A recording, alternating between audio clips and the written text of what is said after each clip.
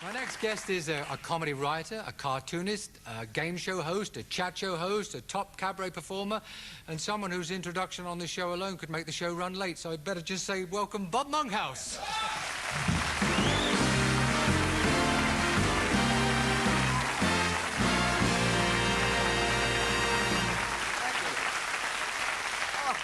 I think they're as pleased as I am to say welcome back to Thames. Thank you very much, Des. It's obviously raining out. The audience is steaming. It's lovely to be back at Thameside with you. Well, have you noticed that when you... Because you've moved north side of the river, but they immediately book it sort of south side. South. That's showbiz. I live now in the wilds of Bedfordshire. I moved out of London. I live in a remote village. A tiny village. We had to widen the main road to paint a white line down the middle. Ba-boom. Okay? Wait, there's more. It's a tiny village, folks. You know, the local car wash is a Yorkshire Terrier with a weak bladder. No? Okay, here's the third one. Rule of three, right? Yes. Okay. It's really sleepy. Our local call girl finally retired after 25 years. Still a virgin. That's usually the cincher. Listen, I get the feeling that Bob's on his routine kick. Now, we all know you can do that.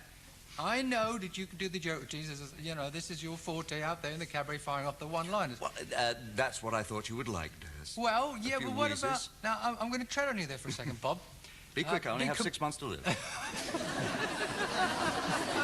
I tried that with Anita Dobson, still couldn't pull it. You know...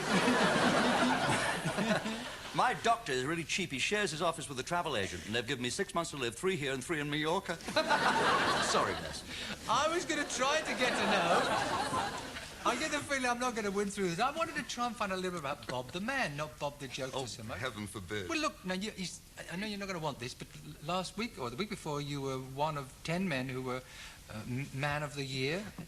You don't want me to talk about that? Not really. I mean, it's a great honour, and I appreciate it. You know, working for charity is its own reward anyway. But it's nice to have some recognition. It's very agreeable, and I loved the luncheon. It was terrific. I'm working now I'm trying to raise funds for Paranoids Anonymous. You know about this?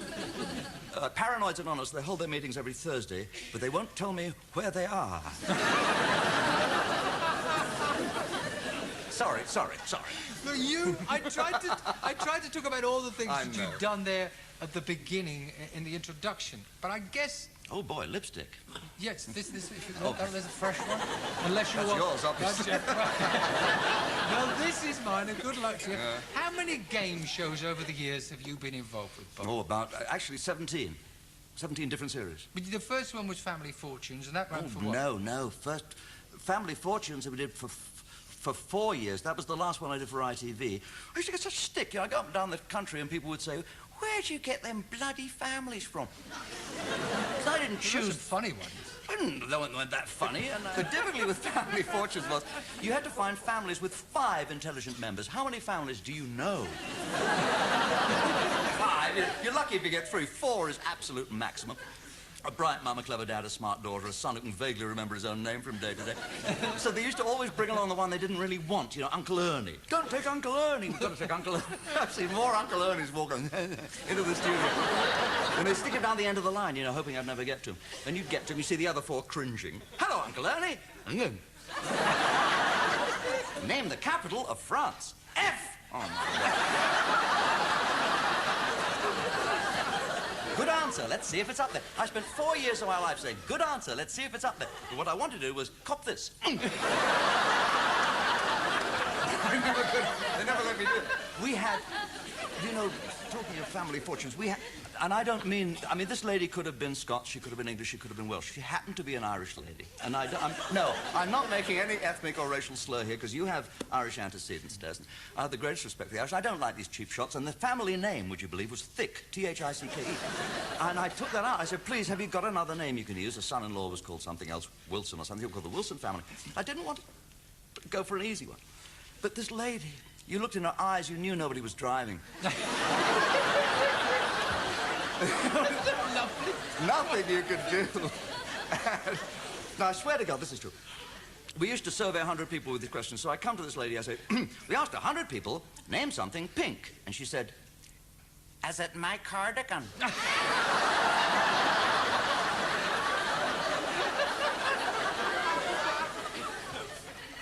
Good answer, let's see if it's up there. Now, we go right down the family again, and the next question was, name something that's deserted in the winter. I think the top answer was nudist camp and then swimming pool, beach. So I said to this lady, name something deserted in the winter. And she said, my cousin Elsie. And the audience laughed like this audience laughed, and she said, that's not funny, 5 kids in the house and Christmas coming up.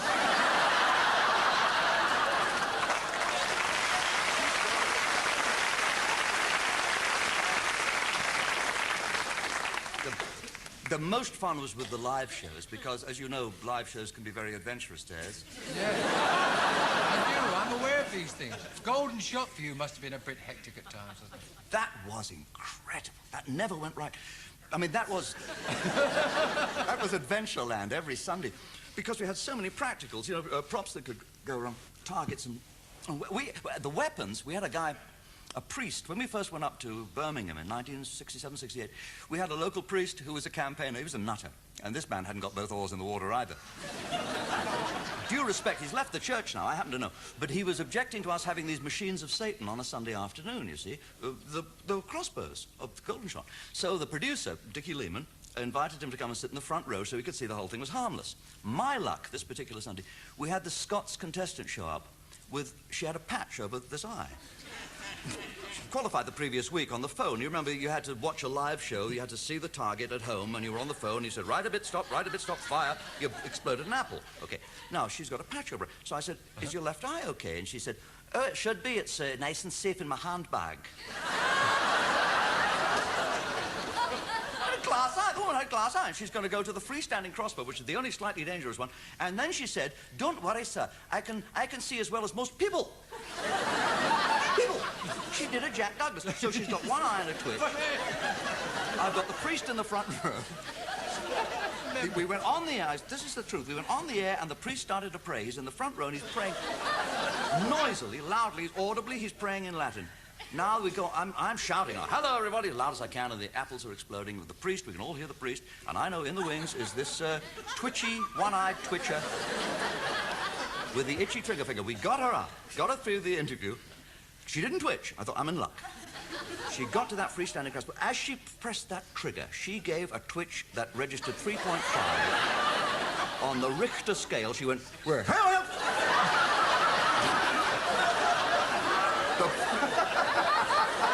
The bolt went, the steel bolt went whizzing up. It hit a lamp. It bounced off the soundproof booth. It spun into the audience. Guess who it hit?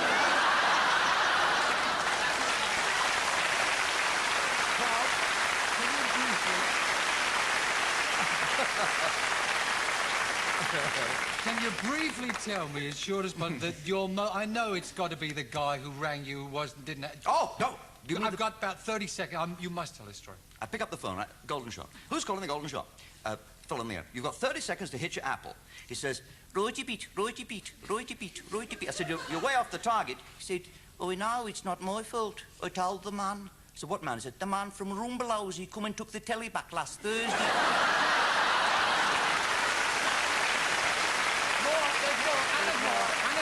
There's more. I said, you mean you're sitting in your house without a television set? He said, I'm not a fool, Bob. Give me credit for some sense, Bob. I'm in a phone box. I said, you mean you're in your phone box? You can't see a television.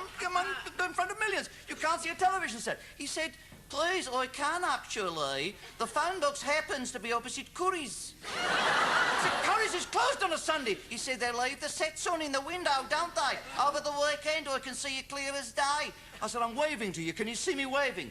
Pardon? I said, can you see me waving? Long pause. He said, I've tuned it to the bloody BBC. Ladies and gentlemen, Bob Monkhouse.